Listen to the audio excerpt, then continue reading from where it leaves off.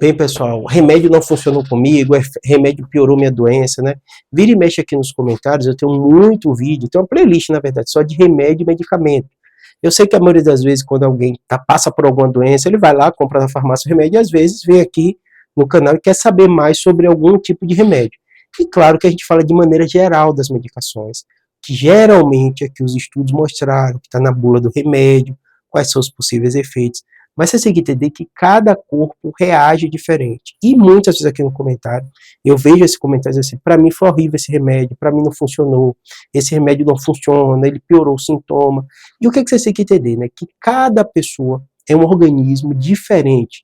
Por isso que é tão difícil as ciências biológicas, as pesquisas clínicas, porque a gente tenta organizar de forma lógica, de forma objetiva, como um determinado medicamento funciona no corpo da maioria das pessoas. Mas sempre vão existir pessoas que têm reações diferentes. Não é à toa que a gente vê choque anafilático, uma pessoa tem reação alérgica tão grave, o remédio pode morrer, imagine. Você pode tomar uma cipidipirona, um paracetamol, não é uma coisa raríssima de acontecer. Se você perguntar a qualquer médico na emergência, tá chegando ali, 1, 2, 3 casos, em emergência, qualquer emergência pequena, de pessoas tendo alergia a algum determinado remédio. Acontece até com alimentos, né? Mas claro que aqui o objetivo da gente falar de drogas, de medicação, né? Então, essa é uma coisa. Outra coisa, tem remédios que não funcionam para o organismo da mesma forma que funciona para o outro. Então, por exemplo, existem fatores que são fatores da pessoa. Então, eu tenho pacientes que às vezes com remédio mais potente para dor não funciona, e às vezes uma dipirona funciona muito bem para ele. Um paracetamol, às vezes eu tenho um paciente que eu passo um tramal, um remédio mais forte para dor, e ele tem, a pressão dele cai, ele se sente mal, ele se sente enjoado. Então, assim, todos esses fatores de remédios, eles estão previstos, a maioria deles. E claro que existem fatores, existem doenças que ainda dependem de um terceiro fator, que é o agente externo. Porque existe o remédio, então como aquele remédio funciona, o médico sabe, né? Segundo, como aquele remédio funciona em um corpo diferente, porque cada pessoa reage diferente, né?